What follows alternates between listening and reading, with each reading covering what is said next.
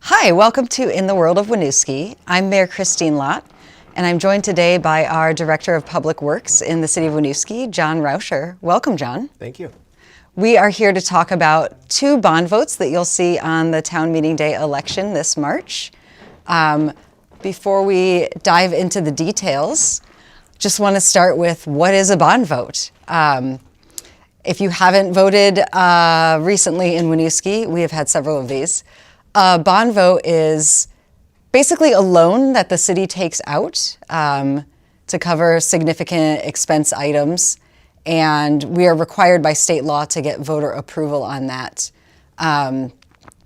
You'll be asked on the ballot if you approve us taking on this debt or this bond and allowing the city to borrow money that's paid back with tax dollars.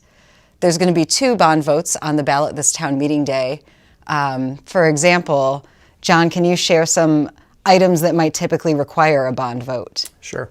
So typically anything like large equipment, so say a fire truck, or if we're doing a major street reconstruction project where we want to take out a long-term loan, that's when we'd look at doing a bond vote.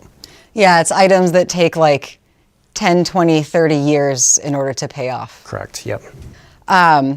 Let's take a look at the two items that will be on the town meeting ballot March 5th. So they are called Article 6 and Article 7. The first one, Article 6, will ask you if we can use leftover bond proceeds from a prior bond vote from the Hickok Street reconstruction project to make additional capital improvements. And then Article 7 will be a bond to pay $4.6 million towards the Burlington-Winooski Bridge project. So let's talk about the details of each of these. So Article 6, in 2019, voters supported a bond vote of $1.3 million to reconstruct Hickok Street. This project was completed under budget, leaving over $500,000 unspent. And because of the rules of a bond vote, these funds can only be used for street reconstruction as authorized by voters.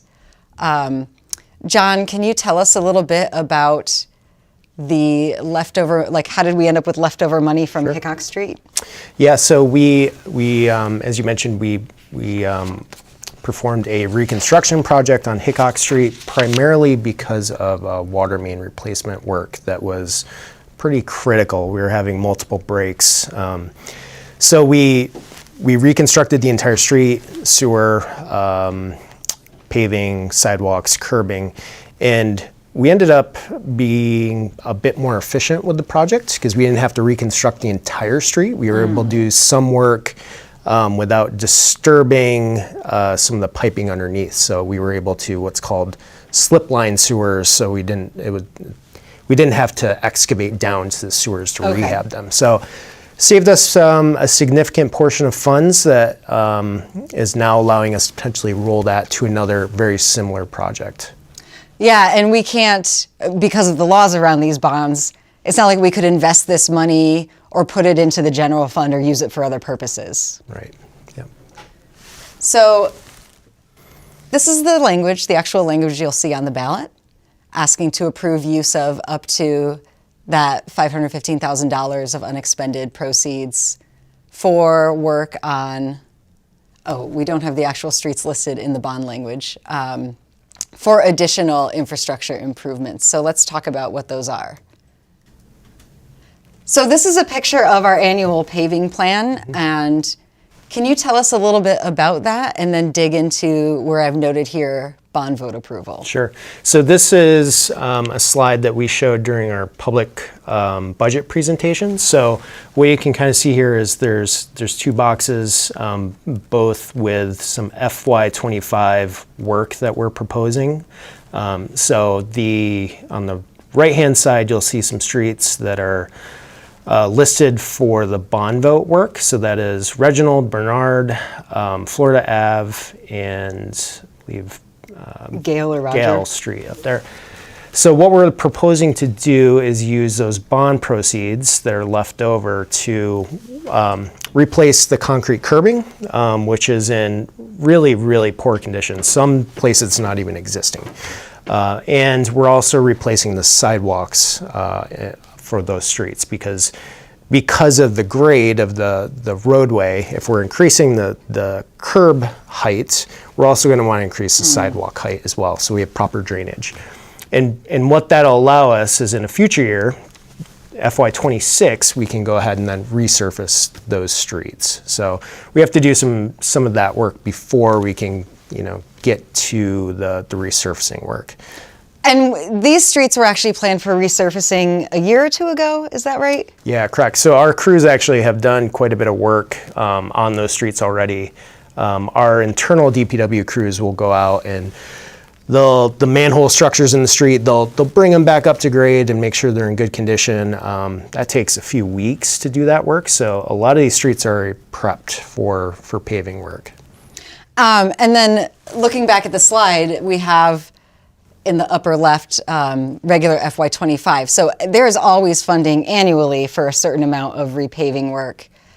When your crew discovered that the curbing was kind of shot on the other side of town, what is the funding gap that curbing is significantly more money than just the annual repaving? Yeah, the concrete work is substantially more expensive than just resurfacing a street. So in this case, it's, the bond amount that we're looking to roll over about $500,000 in just concrete work that we have to do ahead of the paving work, which is more like $200,000.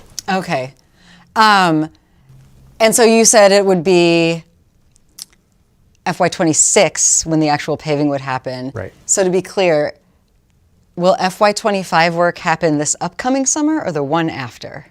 So we're looking to do that work this summer. Okay. That's our target.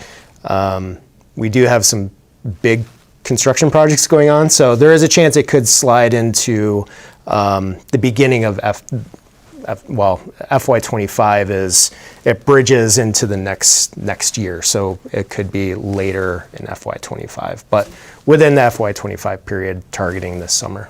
Okay, and then for reference, it's Pine Grove Terrace and up there Upper North Street that's just the regular repaving work that we do every year. Correct. Yep. So that's our typical we call mill and resurfacing, where we replace 1.5 inch of street pavements. It's about 0.6 miles of paving, center line paving. We estimate it to be about $212,000 worth of work for FY25. That's a lot every year just to keep up with our existing street network. Yeah, absolutely. And then we have here, similar to the annual paving plan with the streets, there is a sidewalk plan. And so we show here, again, some of that sidewalk work would be a part of this bond vote. Mm-hmm. And then we've noted the Main Street project that'll also include sidewalk. And we have another piece happening right down on West Canal. Yeah, small, around 225 linear feet of just gap sidewalk that's missing. So we're happy to try to fill in those missing sidewalk gaps when we can. But yeah, overall, I think we're looking at within the next year or two around 5,000 linear feet of new sidewalk, which we hear from the community members that's a large priority that they want to see done. Yeah, and so can you tell us a little bit about the approach to annual paving and sidewalk work? Sure. So we typically are looking to do at least ideally a mile of resurfacing work a year. That's our goal. We look at the entire street network. We do what's called a pavement condition inventory. We've got a little slide that shows this. Yeah, great. So we look at, you can kind of see on the bottom there's a graph that shows pavement condition inventory ratings, which it's pretty simple. 0 to 100, 100's great, 0 is your street is failed. And what you can kind of see is a curve where we try to get to the streets before they really hit the really steep portion of the curve when it gets extremely expensive to do that work. Because now we're not just milling and resurfacing, we're reconstructing, which is substantially more expensive. So we keep a pretty good eye on what our street network overall looks like. So right now we're, high 68. Our target is 72, which is a good condition. Okay. And I will say, you know, we in the city have invested increased funds annually to try to get to that, you know, 1 mile getting to a street every 15 years of mill and fill. That's helped along by the Main Street reconstruction project, the Hickok Street project that we did. So you know, we've been making some pretty good strides trying to maintain that street network, but it's been challenging, you know, winters like this where you have these freeze-thaw cycles that really damage the roadways, creates more work and degrades the road network a lot sooner. And the budget that's on for Town Meeting Day this year also has some increase into that annual work. Yeah, correct, yeah. So let's move on from the first bond vote, Article 6, which is asking to reallocate funds from existing debt. It's not adding new debt, essentially. Article 7 does add new debt. So this is a bond vote to cover a portion of the cost of the Winooski-Burlington Bridge project. So a large federal grant has been awarded to cover this maybe even over $70 million project. State statute requires a local match, and our portion is estimated at $4.6 million. I think that's a conservative figure that is being put on. Yep. And so let's get into a little more detail on that. You can see here the actual bond vote language. So the bridge, very critical part of the regional infrastructure, also critical for Winooski residents. Too narrow, not good bike and pedestrian infrastructure. The surface is in less than ideal shape. Can you tell us a little bit more about what is included in this project? Sure. So some background. The bridge was constructed in 1928. So as mentioned here, it's coming close to the 100-year sort of, you know, design life that the bridge was meant to be around for. In 2017, some stakeholders, the city of Winooski, the city of Burlington, we are the 50-50 owners of this bridge. We met with the Chittenden County Regional Planning Commission and started looking at what's called a scoping study for the bridge, knowing that, you know, it's getting to the end of its useful life and we need to start doing some planning to determine the best options for replacement. So we went through this planning study that lasted from 2017 to 2019 and came up with some alternatives with stakeholders, VTrans, other agency groups in the area, and arrived at a project that was approved by both city councils. And that is currently what we're progressing as far as a project for replacement. There's actually, in this note about timeline, you can see the advisory committee here. There were a number of kind of local groups engaged in that design process, as well as some public meetings. So this is widening, new bike and pedestrian infrastructure. What will that part look like? I know that's a really... Yeah, so the existing bridge, as you mentioned, has restrictions. It's about 57 feet wide. It's 2 4-lane, very narrow traffic lanes. They're 10 foot, 6 inches wide. And then 2 6-foot wide sidewalks with no shoulders. So not ideal for, you know, the current users of the bridge, you know, multimodal users and even vehicle users. So the proposed bridge would look at increasing the width by about 19 feet, so about 78 feet wide. It would slightly increase those lane widths to accommodate modern vehicle widths, so 11 feet wide.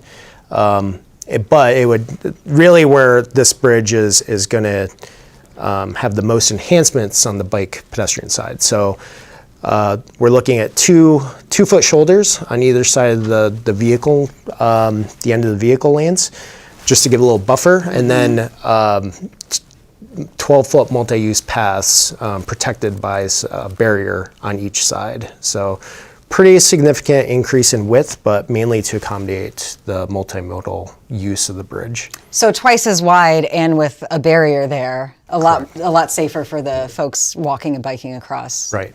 Yep. Let's dig into first, before we leave the timeline, when would we anticipate construction happening?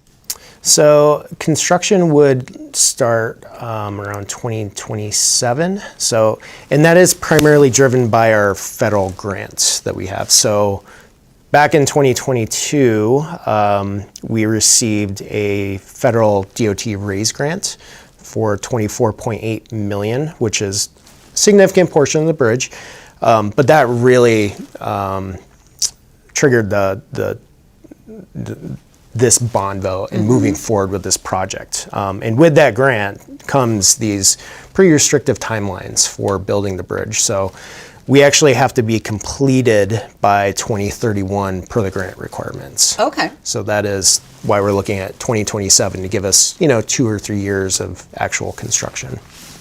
And can you talk a little bit about what's planned so far for the process? I think I had read that, as I recall in the preferred alternative, they may be able to build it kind of upstream and reduce the amount of time it's closed. Yeah, that is a potential. So there is the process for constructing this bridge is what's called design build. So that will give us the best chance to meet those deadlines.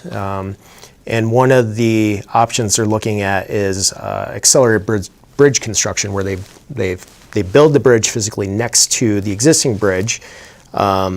And then at some point, we'll take the existing bridge out of service and slide in the new bridge. And there's roughly a 4 to 6 week closure with that type of construction. The team is also looking at some other options where the bridge could be realigned potentially, so that some of the existing bridge, the partial lanes could remain open to allow emergency vehicles and some like one-way traffic potentially. So they are reviewing that currently. So there's a few options out there right now. So those are 2 potential items. And I think Burlington and Winooski have both talked to the project team and to VTrans about trying to retain pedestrian bike access throughout, given it's much harder to do a detour for those kind of users. Yeah, correct. And both actually those options would provide, would maintain bike and pedestrian access across the bridge. And knowing that this would be a significant undertaking, have significant traffic impact during construction, when do we estimate our Main Street reconstruction to end, which should be kicking off this summer, right? Yeah. So Main Street is looking to start this April. That currently is projected to be a conservatively 3-season project. So, there would be a pretty good gap in between the bridge starting. And there is a chance that, the Main Street project could be a 2-season project even. So a little more gap between that project and the bridge. Great. It's going to be a busy several years. Let's talk about the costs and funding. You mentioned that RAISE grant. That's covering 80% of the cost, is that right? It is. So the RAISE grant is $24.8 million. However, the project itself will be covered 80% by federal funds. VTrans covers the other portion. Then ultimately, the cities are required to cover 10% of the remaining project cost, and then split 5% each way. Right, because we have that 50-50 ownership. And I have to apologize, I left a placeholder. I forgot to update this slide. With this bond vote passing, we'll then have to make these payments. There's sort of a schedule laid out here where it really kicks in FY28. So in future years, what would the tax impact be for taking on this new debt? Yeah, it ends up roughly being about a 4% increase when both the principal and interest kick in. So you can kind of see we can kind of step it a little bit because, in theory, in FY27 is shown, that is just an interest payment at that point. So, it's not one hits of 4%, we can kind of grow into that 4% a little bit. And this is probably the most conservative estimate right now. So, we're showing, the full $73 million plus project. I mean, we're hopeful we can bring that cost down a little bit, as we move further into design phases. So that is a very conservative estimate at this point. Well, and that's a good point too. So we are building into this bond vote $4.6 million, a conservative estimate. If our 5% share is lower, we don't have to take $4.6 million in debt. Right, exactly.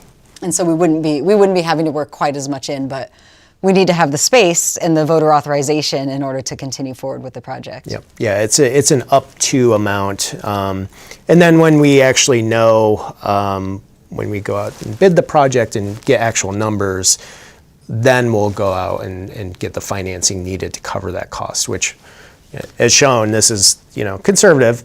So we're hoping that we'll see a lower number at the end of the day. Always, fingers crossed. And then finally, I don't know how much detail you'll have on this because it's not Winooski's project, but I understand part of this larger project with the bridge will also include some changes on the Burlington side to that intersection. Can you share anything about that? Yeah, a little bit. That project is lagging a little bit behind the bridge. Burlington went through a similar process where they went through a scoping study. That intersection has a lot of kind of odd angles where the streets come in, and ultimately what they're trying to do is sort of clean up that intersection and make it more user-friendly and more bike and pedestrian friendly. So it is